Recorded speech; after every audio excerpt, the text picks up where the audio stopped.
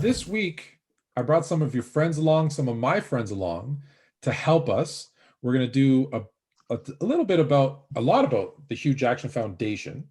But before we get into that, I want to talk a little bit. There's been some news in the NFL. So we're going to kick off with some NFL. Nick and I share an opinion on some NBA super teams and what that really means. Right. And we're going to get into that too a little bit and then focus in on the foundation. So we're going to kick it off by introducing our guests, obviously. Kim Diemert, who works for the Hue Jackson Foundation. Kim, how are you? I'm fantastic. Thanks, you guys. Anthony, thank you for having me. Nick, thanks for all the wonderful work you've been doing on behalf of the foundation and sharing stories. And Nick Mack, who's Nick, we always bring on these guests that do like 100 different things. And I always tell them, like, I can't go through the whole list because it would take the whole show. But Nick is on The Ryan Show, has a podcast, and obviously works with the Hue Jackson Foundation, among a bunch of other things. Welcome. Yeah, I guess you could call me a jack of all trades. Thanks for having me on here. Kim, thank you for thanking me. You are welcome. It is my pleasure to be doing this. And Coach, as always, thank you for everything you do. And thank you for giving me the opportunity you've given me, both of you. And I can't wait to keep the great work going. We got a lot coming. So, Coach, we're going to start with a small little move in the NFL. We talked about, Carolina. We've talked about Sam Darnold needing a change of scenery. How do you feel about the marriage there in Carolina with the Panthers? I'm very excited for him. I think it's a collegiate atmosphere. The head coach, comes from Baylor, where he had a tremendous track record. The coordinator comes from LSU, where they won a national championship. So he's going to get good coaching. He's going to be in an environment that I think will reinvigorate him. I mean, he got beat up quite a bit, as the quarterback in New York, being a high draft pick, things not going well. I think this is the best thing that could have ever happened for him. And so I think they'll create an environment for him to get back to flourishing. I think he's a really good player. I've said that. I've gone on record and saying that. I just think he was in a tough situation. And I think this is going to give him a chance to go find his footing and become the pro that we all think he could become. Could the Jets have been a more difficult position for a high rookie quarterback, right? They didn't really have a good offensive line. They didn't have a lot of weapons around them. We talked about this last week with Cynthia, right? If you don't have an offensive line, you don't have receivers, you don't have a running game, it makes it hard for everybody. We know that there's a running game in Carolina with McCaffrey. Do you think the offensive line and some of those other pieces are there for him? I do. I thought they were one of the most improved teams a year ago. I mean, you look for teams that are on the come, and I think they are. I think what their coaching staff is doing, I think the environment, again, I keep talking about environment because I think that's where it starts, just the culture in the building. I think they'll protect him. I think they understand what they're getting. And I think that's the biggest part. You're getting a quarterback that's probably not the same player he was when he came out, and you need to rebuild him. The talent's there, but you got to give him the tools that he needs in order to have success. So I think they're going to build it around him, and I think he'll play well. You're not going to get a disagreement from me because I've been high on Sam for a long time now. So does Kim or Nick, do you guys disagree with that? I am the wrong person. My knowledge of football is a little bit skewed in a different perspective. So. And we will get to that. Your part's coming. The only thing I'd like to say is that I look at this trade from three angles, from Sam Darnold, from the Carolina Panthers, and from the New York Jets. And honestly, I don't see an area where anybody lost.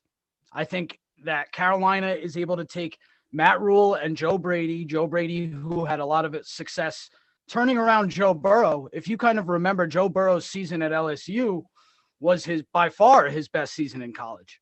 And that was thanks a lot to the work Joe Brady did. And I think that combined with Matt Rule, Sam Darnold is in a great situation. And I think the New York Jets can take the organization the way that Joe Douglas and Robert Saleh want to take that organization. So I think everybody wins. All right. Well, let's hope so, because that's always the best, right? When the trade works for both teams. I mentioned kind of in the intro, we're going to talk about NBA super teams. And Nick, we're going to start with you because I know you got a lot of slack when you came out and said what the definition of a super team is.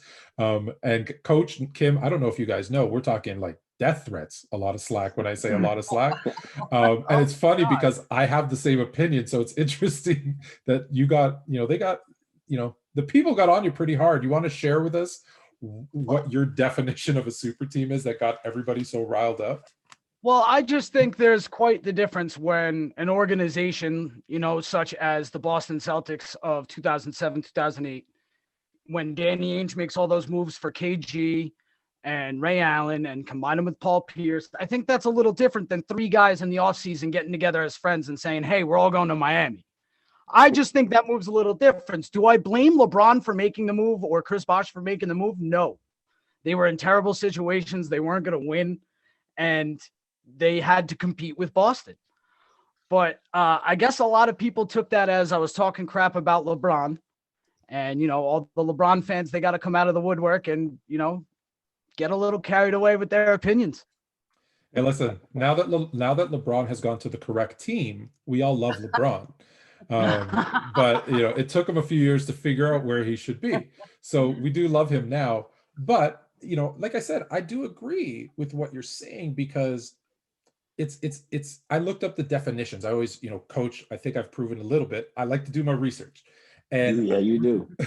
And I dove in. It's like, a super team is when you bring in more than two all-star / Hall of Fame caliber players in their prime to a new organization. Well, that wasn't what happened in Golden State until they brought KD, right? Okay, they brought a Hall of Fame caliber, right? So that maybe can be considered. It isn't what happened in Chicago with Pippen and Jordan. Those two. Now, Pippen, you had said Pippen was drafted. Pippen was drafted by Seattle and traded, but on draft yes, night. On draft he night, never yes, played a correct. game for Seattle. Correct. I know. I was reading through the comments that you had, so some of the people wanted to point that out. So I figured I'd point that out too. Yeah. And same thing. Like I said, the Warriors before KD were drafted, like you said. And what I remind people of about Miami, and again, I don't blame them. I would have done the same thing. I think I told Coach last week I'm headed to Brooklyn this year. If the Lakers don't get healthy, I'm going to sign a 10-day and try to get a ring. But it was different because people forget Dwayne Wade was a free agent, although he had been on Miami. So he was a free agent. Boss was a free agent. LeBron was a free agent. They literally could have gone anywhere and created that scenario. So I'm with you. A little bit different in the NFL, Coach. You can't really, although Tampa seemed to come pretty close this year, but no super teams. We talked last week, we don't really mind the super team because it gives players that empowerment to do what they want. But do you think it's bad for business when there's one or two teams that kind of dominate any league? It can be bad for business. I mean, no doubt. I mean, but at the same time, I look at it from a player's perspective. You want to win. Your value increases when you win. You make more money, you have more fun, get more opportunities. So I understand that. And players, when you really look at it, when they walk out of this league, their legacy will be what it be. But it always comes down to, did you win? When you think of the Michael Jordans, the Kobe Bryants, the Will Chamberlains, they won championships. And if your name is not associated with a championship, I mean, people talk about Charles Barkley because he's on TNT, but they don't talk about him winning championship because he never did. So if you don't win, I understand how players feel. It's no different in football. And there's only one basketball. And if you do create the super team, one of those three is going to have to take the third seat. And it don't always work that way, right? I mean, sometimes it does, sometimes it doesn't. It's going to be interesting to see if the super teams can succeed. The Brooklyn Nets, like you say, they're one right now, but we got players that are injured, players that haven't played together. They played 7 games this whole season together with that full roster. So you just never know how it's going to all unfold. But at the same time, I understand everybody's concern, but I just, as a player, if you have a chance to be on a team where you got a chance to win a championship, there's nothing like it. Did we, and by we, I mean fans, media, everybody, did we make it so bad that players now feel if they don't go and put themselves in a situation to win a championship, we're going to forget them. Because to your point, I think about Barkley gets teased all the time. You get guys like Draymond Green, no offense, Barkley's a much better player than Draymond Green, saying, well, you don't have a ring. Shaq teases him all the time on TNT. You don't have a ring. I think back to Dan Marino, one of the greatest, quarterbacks ever, but he's not even really mentioned often because he never won a Super Bowl. But let's, again, I'm not knocking Trent Dilfer. Trent Dilfer has a Super Bowl. Marino doesn't, but I'm picking Marino 10 times out of 10, right? Absolutely. But when people talk about championships, they're going to talk about Dilfer and not Marino. So it's just really interesting. People say win. Winning is what it's truly all about in every sport. I don't know a sport that it's not about winning. I say it all the time. I don't think people are built to lose. And there's been some of the greatest people who have had losses in their career that are some of the best players that ever played a game, but they're not seen that way. And that's the way it works. Yeah, absolutely. I gotta the media, the media and the fans alike. They both attack the same guys. If you notice, it's guys like Russell Westbrook. It's guys like Carmelo Anthony. I can't believe there's even a debate that Carmelo Anthony is a Hall of Famer or not. He's a clear-cut Hall of Famer, right? So, but because he doesn't have a ring, it's actually a discussion. And I think it's way more media and fan driven these days, like with Russell Westbrook. Russell Westbrook had arguably one of the greatest stretches of all time as a point guard, 3 years in a row, averaging a triple double, but no one really talks about it because he hasn't won a championship. Same with Chris Paul. Dan Fouts is another one from the NFL that doesn't get enough credit for the way he played in the NFL, man. And it's because he didn't win a ring. And it's a shame. It's funny that you bring up Westbrook because prior to him averaging that first year that he averaged a triple-double, we always talked about Oscar Robertson being the last person to average a triple-double. And then the second he does it, it didn't seem to carry as much weight anymore, which I thought was interesting.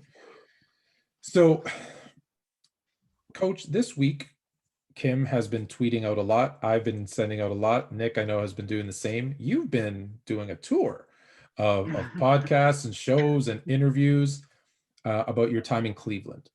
And, we talked about it a lot, so I don't want to, go into that again, other than to ask, because it's the one thing that I keep getting asked is, that happened a couple of years ago. Why don't you now mostly Cleveland Brown fans, to be honest, have said, why aren't you just leaving it? Let it go. Why are we bringing it up now? And why is it important? Well, it's been brought up now because I can officially talk about it. I was under contract to where I was not able to have these kind of conversations. And once that was over, I felt it very important to say exactly what happened in Cleveland. I think the truth should always be where everything is. At the end of the day, I mean, it's cost me my career, other coaches their careers, probably some players their careers. At this time. And I think that's disheartening. I think that's tough. I don't think any of those people in Cleveland who would be in the situation that I was in, being somewhat lied to, betrayed, would feel good if they were in my shoes. And the biggest thing that I think the fans got to understand, I'm not just fighting. One, I want to make this very clear. I'm not disappointed that the Browns are winning. They should win. They have a really good football team now. They have a really good coaching staff, and I want to see them do extremely well. What I don't think is right is the way they got to that and the people that are just disposable damage from 2 years ago. And I think the fans need to understand I'm fighting for them too. Some of those fans were the people that were paying their hard-earned dollars to come watch these games in the stadium when we did not have a chance to win. And to me, if they really knew what was behind it all, I think they feel totally different. And I think I need to tell my truth because I think my truth will stop this from ever happening again to another minority coach. And if I could just save one coach from ever having to be in that situation, then I think I've done my job. So Kim, you posted the info about the contract extension, which I saw some backlash of people saying they don't believe it. It's not true. There wasn't a contract extension. What's your proof, even though you're kind of putting it out there? Why was it important to you? And hey, thank you for doing it, by the way. Why do you think it was important to do that? And why do you think people are pushing back so hard and saying it's not real? Well, first of all, Anthony, I want to praise you for being an educated journalist. And that's not a knock against other journalists, but sometimes people just kind of follow a narrative that fits for them, and it kind of keeps that momentum going, and they don't ask the hard questions. When I first met you, you told me that you were a fact-based journalist, and you have proven that point. And thank you very much for being that type of person. I respect that immensely about you. With that being said, the reason why it's critically important for me in this endeavor, and as you alluded to before, actually stated, you didn't allude to it, is I am very traditionally silent on social media unless I am putting out the mission of the Hue Jackson Foundation. And I'm going to tie these two issues together in just a moment. But facts matter. Facts in everything matters. And I know that there's a lot of backlash, people saying, oh, you know, the document's a fraud, you're defrauding us, who cares, all of these other things that kind of go along with it. First and foremost, I want to make it absolutely 100% clear.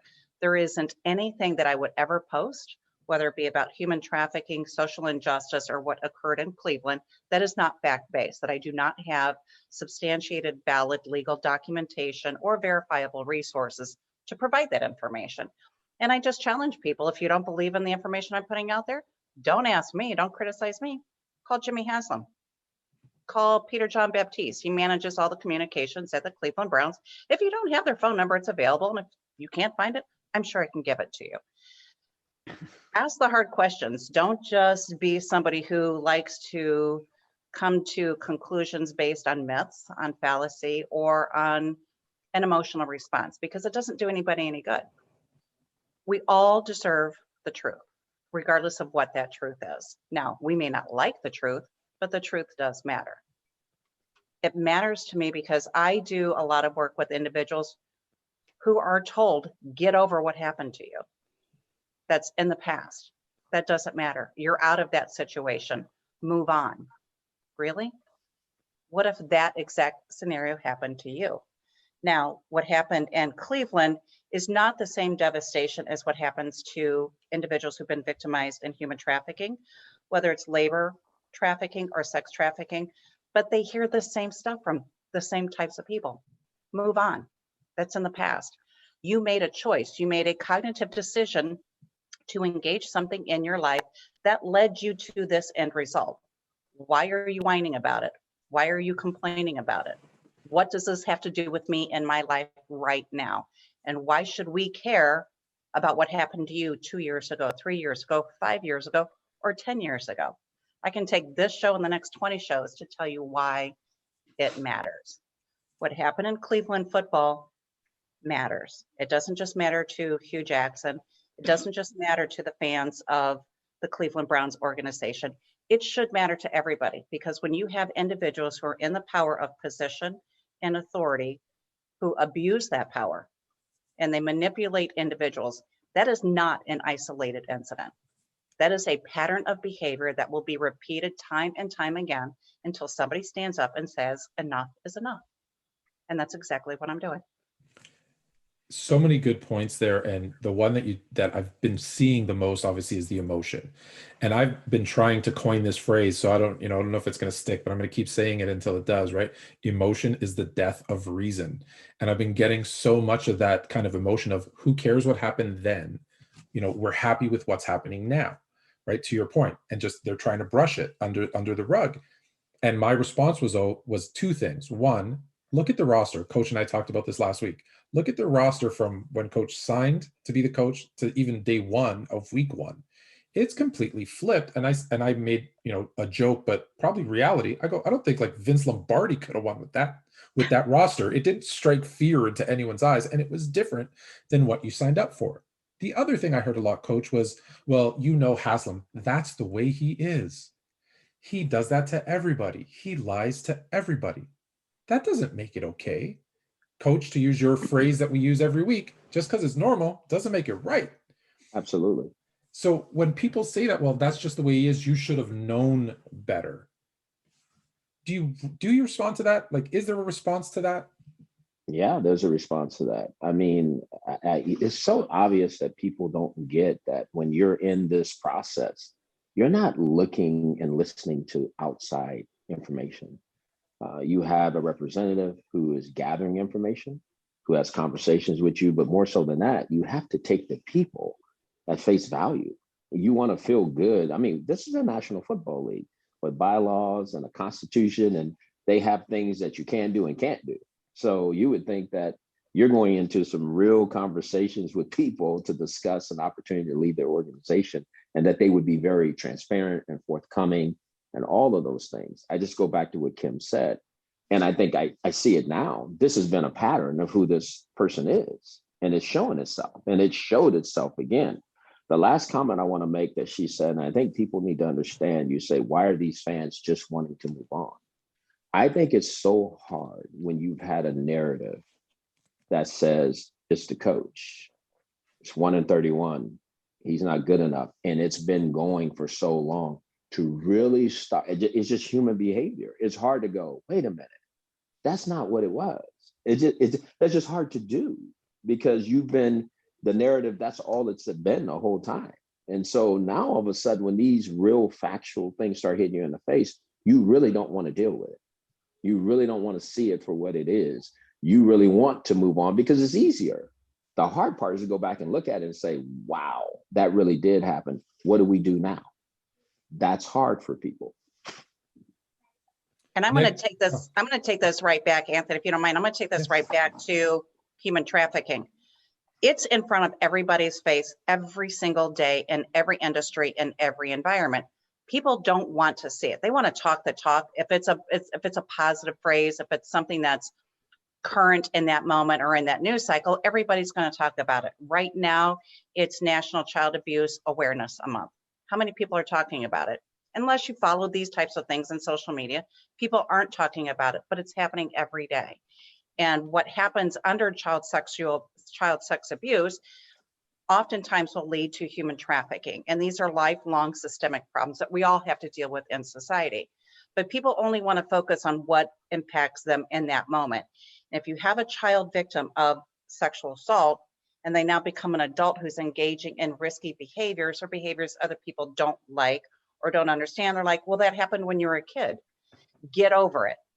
These are repeated patterns of statements people make consistently because they don't want to deal with the reality because it's not directly affecting them. They want you to get over it because it doesn't impact their life until it does. And the minute they see that it impacts their life, then they're like, holy shit, what happened? Why wasn't somebody there stopping this before it came knocking on my door? Why didn't somebody bring this to my attention before my child was affected by this? Wake up, people. We keep trying to tell you all of these things. And I'm going to go back to what's happened in Cleveland. This impacts more than Hue Jackson. This impacts more than just the coaching staff on his team in 2016 and 2017. This impacts the fans, the city, the taxpayers, and potentially other governmental agencies. And it definitely impacts the integrity of the league. All of these things are a snowball effect. It's a trickle-down effect. It impacts everybody. You just have to be willing to see it, acknowledge it, address it, and do something about it other than give lip service. Yeah. I see you nodding your head over there, Nick, so I'll let you jump in and give us your 2 cents as well. Look, I'm still learning as I'm going because I try to not pay attention to what I've heard in the media. I mean, being a part of the Hue Jackson Foundation and being close with Coach and close with Kim for the last couple of months here has really opened my eyes to a lot. Not just what happened in Cleveland, but like Kim mentioned with human trafficking and all the other things going on around the world. It goes back to, like Kim said, victim shaming and victim blaming, period. I know that I've been through some things that people want to blame me, like we've talked about before on this program. People want to blame me for the choices I made. And I do take a lot of responsibility, but there was a lot of other things that happened that led to those situations. I don't use them as excuses, but I also, Coach Hugh, myself, anybody who's been a victim of anything, anybody who's been through something doesn't deserve to be blamed for it or shamed for it either. I think that, I was growing up during this whole thing going on. And Coach said it last night on our other show, the Ryan Show. It's kind of fishy when someone goes from being a really successful coordinator in Oakland to an 8-8 stint as a coach with the Bengals, and then all of a sudden an organization does nothing for him and he goes 1-23 and they extend him. You know what I mean? So it just says a lot. There's a lot of fishiness, and not with what Hue and Kimberly are saying. I believe them before I believe anybody. I trust you guys. We've been through a lot already in a couple of months. We've been, working together. It's just really shady what we've been seeing. And it really goes to show you, if somebody wants to get a narrative pushed and they've got a little bit of money and a little bit of power, they can get that narrative pushed and completely ruin lives, change lives for the worse. They also have the power to make it better, but rarely do they do, right? Yeah, it's funny because I asked this question to some of the people that were pushing back on me, Coach, where I said, listen, you didn't go from being this, really good coach, offensive coach of the year for 25, 30 years, and then all of a sudden you go to Cleveland, you forgot how to coach. Like it doesn't work that way. People don't just forget how to do things. And that the other thing was, and someone was trying to understand, because I was telling them about, and Kim, I think you put through the quotes from what that final press conference says, and I believe it was internal discord was the term that was used. And I tried to explain it to someone and they weren't getting it. And I said, you have to understand, in 100 years, there's been 20 or less minority head coaches. They can't be labeled as, difficult. And they didn't get it. And I said, let me give you an example, right? And this isn't, you'll see that at the end. I hope it ties together as well as it did for this person. And I said, just look at, we watched the Fresh Prince reunion. And I said, look what Will Smith did to the original Aunt Viv, right? She was pregnant. She was moody, that's her words. And they got into it. And he said, she's difficult. She got fired and she never worked again. And she held a grudge for all those years until they did the reunion and came back. And she said, do you know what happens to a Black actress who's, the word is out there that I'm difficult, and never got another job? And to Coach's point, right? Well, internal discord. Coach is a problem. Coach was unsuccessful. Maybe all minority coaches are difficult. Maybe all of them are going to be unsuccessful. And, Coach and I talked about this. If it means one doesn't get a chance, we've done the entire group a disservice. So that's why I think, right? I didn't say why I think it's important that you're talking about it now, but it is important that we talk about this because, to Kim, to your point earlier, we talk about, last week it was Stop Asian Hate, and that's going to disappear, right? In the NBA, we had the bubble and everyone was talking about, Black Lives Matter. Now we don't really talk about that anymore. It just, you see these things, the news cycle is so short, and we start to talk about it when it's hot and then it goes away. But guess what? There's all those people that still have to live in that moment, right? A lot of women who've been abused, who've come out and said it and said, oh, how did you act? How did you dress? I don't believe you. Well, you know what? We got to do the research first and find out. And then, right? Like, I'm not saying make everybody guilty until proven innocent, but do some research and find out before you just let them off the hook, which brings me to the foundation. So the Hue Jackson Foundation, Coach, I guess we should start with you. When did this start? Why did it start? What kind of sparked it? And then maybe Kim and Nick, you can kind of tell us your roles in there as well. It kicked off late in 2016, really got going in 2017. I wanted to impact, me and my family, we really wanted to impact human trafficking. We had seen some things firsthand and seen the devastation that it brought on families and individuals.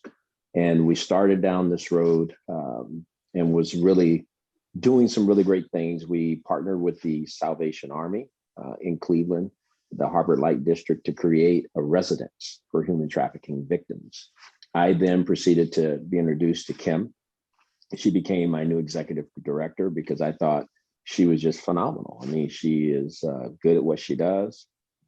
She has a way with people. She can get things moving in the right direction. And when you're dealing with something like this, you got to have somebody who's going to put their feet on the ground, roll up their sleeves and go to work. And I don't know a better person in the world to do that other than her. So she has taken this challenge on and she's taken it to a whole different level.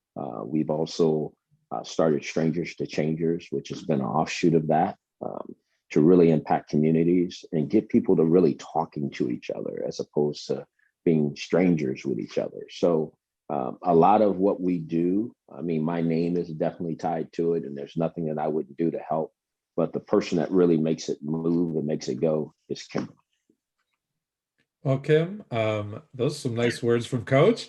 I'll give Yeah, you a second pretty to finish phenomenal. blushing a little bit. I know, right? You can feel it. So tell us a little bit about kind of your role and, how you came on board and what you do.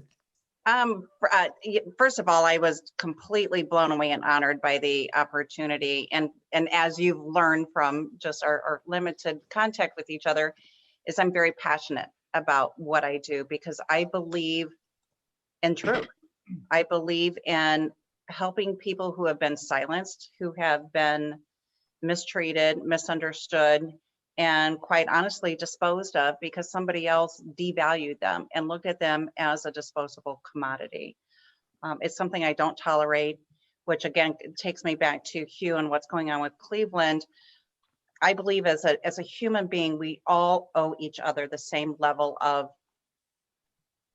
gratitude, empathy, respect, condolences when necessary, and opportunities that we all would hope for, not only for ourselves, but for our children, for those of us who have children or may wish to have children in the future. We are only as strong as the strength that we give to others. The minute that we start tearing everybody down, we are tearing down the fabric of humanity. And at one point in time, we're going to be looking in front of the mirror and saying, what happened? And I'm so sorry to my children and grandchildren for what I've done. So through the Hue Jackson Foundation, yes, it's critically important to us to engage with our communities, to let them know what human trafficking is, but it's equally important to let them know what it isn't and where it really stems from. It doesn't, when we talk about human trafficking, that's the visual effect of a manifestation of numerous wrongs that have happened in somebody's life that has led them to that end result that we now label as human trafficking, which brings us into the development of the Strangers to Changers program. Human trafficking happens because somebody is vulnerable for a reason, whether they're economically vulnerable, whether they are vulnerable because they have a substance abuse problem or an addiction problem. They could be vulnerable because of circumstances outside of their control, and I'll bring it to COVID-19 pandemic, which put a lot of people into vulnerable situations. And now the survival mode kicks in. Every human being has it. Hue Jackson had this while he was coaching in Cleveland. He was stuck in survival mode. We all go into survival mode, and how we deal with that survival mode really depends on those outside influences. Who's in your circle of trust at that moment, and where do they lead you? I'm going to go into now victimization. People become victimized by the perpetrators of fraud. Say, listen, I'm going to be the person that's going to take you out of this situation, or I'm going to be the person to give you an opportunity at a better life, or to fulfill that dream or that mission that you really are compelled to do. And those are typically the ones who are there for their own self-serving purposes. And then you have this escalating series of events that as a victim of human trafficking, you don't see a way out. And when you try to get out, people deny you. They tell you you're responsible for being in that situation. You're responsible for this outcome, or get over it. Or why didn't you just walk away from that, John, or walk away from that trafficker or that abuser, or just put down the drugs? You're responsible for what happened. Well, yes, in part they are. And I'm the first one to let these individuals know what their responsibilities are so they can heal from that standpoint. But not a single person ever is born, grows up and says, I want to be victimized, whether it's in the labor trade, the sex trade, professional world, or corporate jobs, or as a child who gets abused at home. The foundation, our mission is to, again, not to just tell people what it is, but to educate them what it isn't. And then how do we strip down to what are the real risk factors? And Strangers to Changers tries to eliminate what all of those risk factors are. If we've got kids who don't have enough food to eat, instead of them having to go do some petty crimes or to do things that maybe they shouldn't so that they can eat or they can help pay the bills at home, why don't we as a community look at what we need in that community and fill that need, so we're not worrying about victimization. We're not worried about these individuals being exploited. We're not worrying about parents who are being coerced into jobs where they're being manipulated and they're being underpaid and overworked. And that turns into a whole nother set of circumstances. If we learn to, again, realize that we are all part of the fabric of humanity, we should never be strangers in our community. We should all be changers, and we should not be victimizing each other. Unfortunately, decades of acceptance, of politics, of denial have led us to shred our fabric so bare that we are barely holding on. And our goal as the Hue Jackson Foundation, through a variety of our programs, including a new one we're getting ready to launch, which is called Enough, is to mend that fabric and to teach people how to recognize their strengths within their community. And this is where Nick has been fantastic for us. Amazing. He's helping us connect the dots from a variety of people who are not strangers in their communities, and giving them the power, the platform, and the information out there, so that it will not only tell somebody where they can go to get help, but it highlights the fact that there's a multitude of people out there who are willing and able and desire to make a positive change in their community, instead of the trollers, the shamers, and the blamers who are ever present everywhere we go and ripping us apart. And I thank Nick immensely for what he's doing. So Nick, tell us a little bit about then what you're doing, because I think, when we're going through tough times, I've found it's always the people that want to kind of keep us on that road downwards that they always seem to reach out, and we don't see enough of people who want to help and want to give us a hand and lift us up, to the points we talked about earlier. It's not affecting me, so just, take your problems over there and deal with them. I got to deal with, my life over here. So Nick, how did you get involved? What is it that you're doing? And sounds like thank you for doing it, but tell us a little bit more about what you do. Well, you know what? First of all, Kim, Hugh, again, just thank you so much for everything you've done for me so far. I think that the work Kim and Hugh are doing, it's personal for me. I've been down and out and told that it was my fault before. It wasn't just 4 years ago that I was homeless, on the streets, addicted, and almost dead. And I've turned my life around, and I kind of have a duty, having been through the things I've been through, also a victim of sexual abuse in my life, things that, are really hard to talk about, but I think I have a duty to talk about them. And I think I also have a duty to tell my story, but help others tell their story as well. And there was the first, and what I'm doing is I'm taking different organizations, foundations, like Kim said, we're being dot connectors between the community and these organizations, some headed up by some well-known names and some that need to have their names put out there a little bit more. And the first story I did was about a woman who had been trafficked by her own mother from the age of 6 months old till 17 years old. And you hear these stories in your life, and you kind of read them in the newspapers, and you see them on the ID Discovery on the crime channels. But when you hear the person who went through it literally look you in the eye and tell you their story, it changes something. I mean, it really does. And I think it's nervous laughter when I said that. It changes something in you, and it makes you more invigorated, more empowered, and more inspired to keep going. And from there, it's just, I want to tell everybody's story. I'd love to tell everybody's story, but unfortunately there's millions and millions of stories out there. But also on the flip side, I'm just going to interrupt you quickly to say, I know you can't, I appreciate wanting to share every story, but let me say, this, because I think it's important. Sharing as many stories as you can is so important, because someone is going to hear that story and relate and be like, yeah, that's me, or yeah, I had something similar. And if it even changes one thing in their life where they're like, oh, there's help out there, or there's something that I can do, or someone I can call, or whatever, it's important. So don't feel bad that you can't share the millions of stories, right? Because that one story might affect millions of people.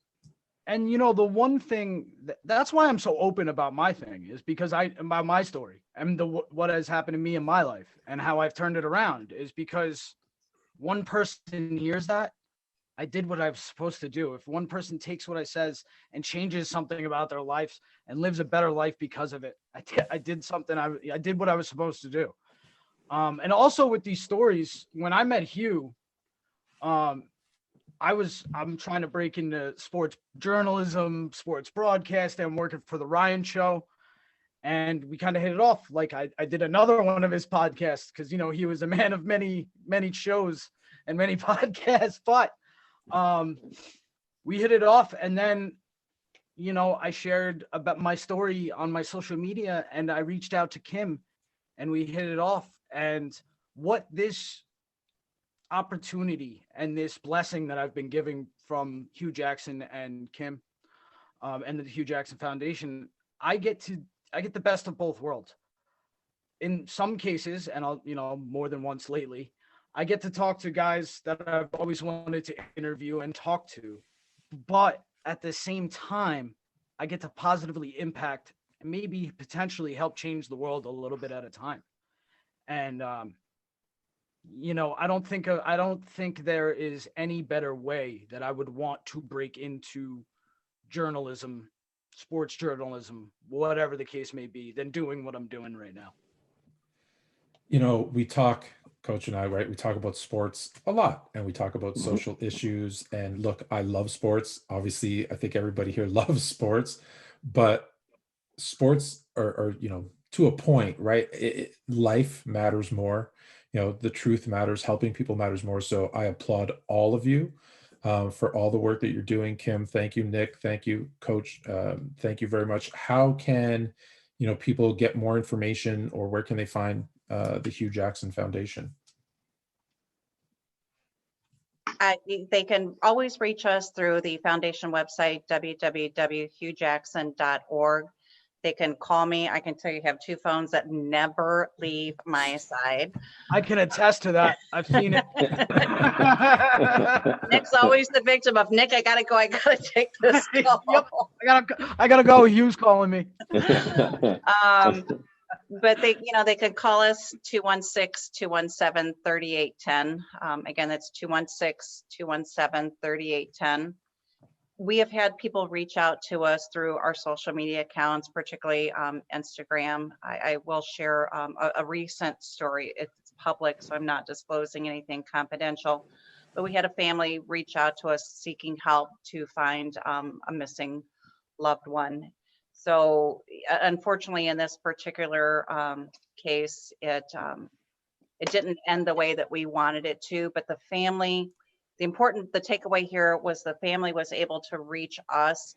We responded. We were able to put together through many of our partners in Northeast Ohio, the Cleveland Family Center for Missing Children and Adults, Internet Crimes Against Children, and local law enforcement to help find, the individual who had gone missing. And we don't turn away people who cry out for help, whether they come to me and say that, hey, I'm a victim of human trafficking, or I have a mother that says, I'm afraid for my child. Call us. We are here to help. If we cannot help, we will do everything we possibly can to put you in the right direction with somebody who can help you. We've got a fantastic nationwide network. We work very closely with the National Center for Missing and Exploited Children. They are an amazing organization, and they don't just help identify or locate children. They will help any law enforcement agency, any department. They've got the most incredible forensic science team out there. And like I said, we've been very blessed, and it's been thanks to Hue Jackson. What he does as a man, what he does as a human is far more significant and impactful and life-changing than anything anybody could ever conceive of his record with the city of Cleveland. And for what he's done for the world, I thank him. And just, for people who need help, if they don't reach out to us, reach out to somebody. There is help out there. Thanks, Kim. Coach, I'm going to let you have the last word this week. And, again, not just for everything that we do every week, but for the Hue Jackson Foundation, again, I do thank you. Thank you. I just wish more people would become more educated on what human trafficking is and how it is played out in how it's played out everywhere, to be very honest with you. And please get the information, do everything you can to help change a life that way. Please don't be strangers in your communities. Let's quit being strangers. Let's everybody try to be changers. The last part that I want to leave everybody with, I know there's somebody listening that's going through something, somehow, some way. And everybody, you said something earlier, Anthony, you talked about team. Kim talked about it. Who's going to help you get to where you want to be? Nick talks about it. I think that's so important. If you don't have the right people on your team, you don't make it. I wouldn't have made it in Cleveland the couple years that I was there if I didn't have the right team. Kim was a part of that team. Dr. Shavers was a part of that team. There's so many days I just wanted to go in and fight everybody, and people would pull me off the ledge, because that's what you do. You get backed in a corner in these situations, you don't know where to turn. And if you turn the wrong way, bad things happen. So it's so important to seek the help, have the right team, but more so than that, make sure you understand the situation you're in. It's so important. All right. Thank you, Coach. Again, Kim, Nick, thank you guys so much for your time tonight. It has been a pleasure. Thank you, Anthony. Thanks for guys. having me. Thanks, Nick.